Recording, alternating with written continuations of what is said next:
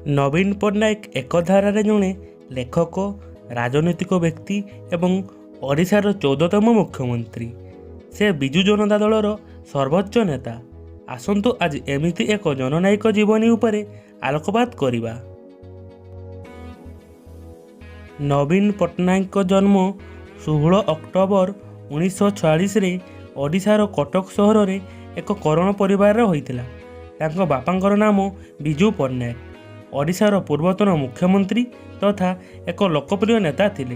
तांको माँ को नाम ज्ञान पट्टनायक। से जड़े पंजाबी थिले। नवीन पट्टनायक को प्राथमिक शिक्षा वेलहोम बॉयज स्कूल डेराडून रे होइतिला। से परवर्ती शिक्षा दि डोन स्कूल रे संपूर्ण करथिले। तापरे किरोरीमाल कॉलेज दिल्ली यूनिवर्सिटी रु बीए पास करथिले।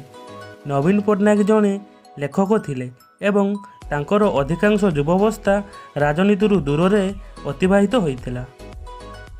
1997 रे तांको बापा विजु पट्टनायक देहांत पर से राजनीति रे प्रवेश करथिले।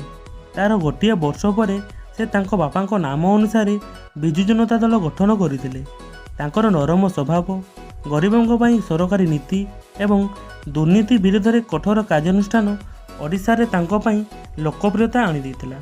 जहा फल कि ओडिशार लोक माने तांकु क्रमागत 4 थर भोट दे जिताइछंती एवं मुख्यमंत्री मध्य करिछंती। से अमलातंत्र को निज नियंत्रण रखिबा पई सक्षम होइछंती एवं एहाकु उन्नतर यंत्र भाव में व्यवहार करिछंती। आसंतु तांकर राजनीतिक जीवनी उपरे दृष्टि पकाइबा। तांको बापांको देहांत पर से आस्का निर्वाचन मंडली लोकसभा को निर्वाचन होइतिले। सेतेबेले से consultative committee of ministry of steel and mines सदस्य, स्टैंडिंग कमिटी ऑफ कॉमर्स सदस्य एवं लाइब्रेरी कमिटी ऑफ पार्लियामेंट सदस्य थिले। तार वर्षे पर जनता दल भांगी जाइतिला। नवीन पट्टनायक बीजेडी दल गठन करथिले एवं बीजेपी सहित मिसी निर्वाचन लड़िथिले। से अटल बिहारी वाजपेयी समय रे माइंस रो यूनियन मिनिस्टर थिले। 2000 मसीहार लोकसभा निर्वाचन मध्य बीजेपी सहित मिसी लड़िथिले। बीजेडी अधिक सीट जीतिथिला। नवीन पट्टनायक यूनियन मिनिस्टर रु रेजिग्नेशन देई ओडिशार मुख्यमंत्री रूप में शपथ नेइथिले। 2004 निर्वाचन रे बीजेपी पराजित होइथिला, किंतु ओडिशा रे बीजेपी मिलित सरकार निर्वाचन जीतिथिला एवं पुणी थरे नवीन पट्टनायक मुख्यमंत्री होइथिले। एही समय रे बीजेडी एवं बीजेपी मध्य रे मतांतर होइथिला। बीजेडी एनडीए सरकार रु अलगा हो जाइथिला। तापरे थार्ड फ्रंट एवं किछि आंचलिक दल सह मिसी निर्वाचन लड़िथिले। बीजेडी उभय लोकसभा एवं विधानसभा आसन रे विजय लाभ करथिला एवं तृतीय थर पई नवीन पट्टनायक ओडिशार मुख्यमंत्री होइथिले। 2014 मसीहार निर्वाचन रे नवीन पट्टनायक को बीजेडी दल उभय लोकसभा एवं विधानसभा रे विजय होइथिला एवं नवीन पट्टनायक को चतुर्थ थर पई मुख्यमंत्री भार दिया जाइथिला। नवीन पट्टनायक भारतर एकमात्र मुख्यमंत्री जे कि तांकर राज्यर भाषा बोली पारंती नाही, किंतु हिंदी, इंग्लिश, फ्रेंच भाषा रे तांकर पांडित्य अछि। एथिपई तांकु समालोचना मध्य सहिबाकु पड़िछि।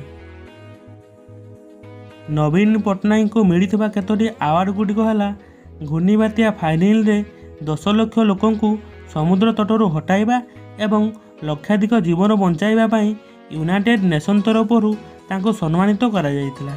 इंडिया टुडे सर्वे अनुसार तांको सबुठारु प्रसिद्ध मुख्यमंत्री आख्या मिलिथिला। एनडीटीवी जनमत सर्वे अनुसार तांको बेस्ट परफॉर्मिंग मुख्यमंत्री घोषणा करा जाइतिला।